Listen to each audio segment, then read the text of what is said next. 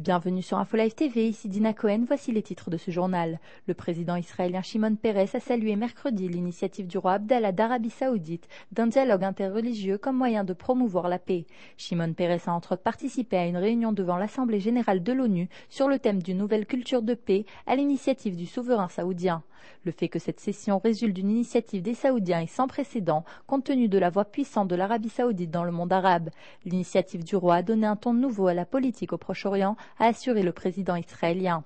Il a ajouté avoir entendu une voix différente, la voix de l'amitié et de la compréhension. Shimon Peres a cependant mis en garde contre les problèmes créés par les Iraniens, les dangers du terrorisme, les dangers des armes nucléaires et les tentatives de l'Iran de contrôler et de gouverner le Proche-Orient contre la volonté de la plupart des peuples arabes.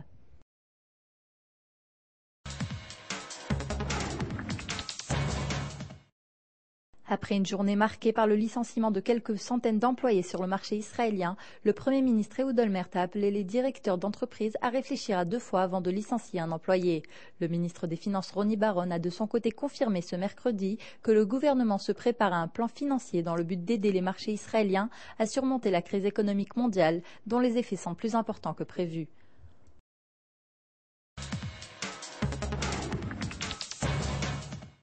Les tirs de roquettes Qassam et d'obus de mortier se poursuivent dans le sud du pays. Cette nuit, 2 roquettes ont été tirées depuis le nord de la bande de Gaza et ont atterri à proximité du kibboutz de Nahal Oz.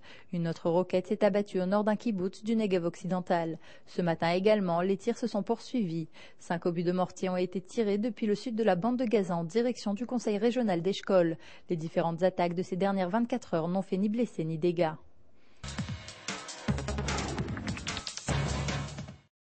Le chef du parti travailliste Ehud Barak refuse de s'engager à ne pas faire partie d'une éventuelle coalition dirigée par le Likoud.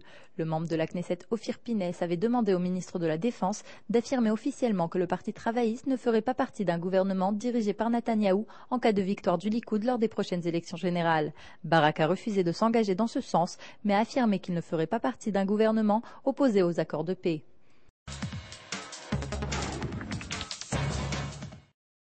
L'élection de Nir Barkat ne signifie pas uniquement que Jérusalem a un nouveau maire laïque. En effet, le changement touche également le conseil municipal de la ville qui sera majoritairement composé de personnes non religieuses.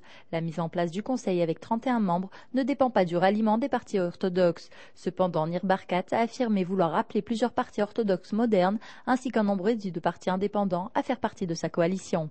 C'est la fin de ce journal, merci de l'avoir suivi sur InfoLive TV, la première télévision israélienne qui diffuse en 4 langues depuis Jérusalem.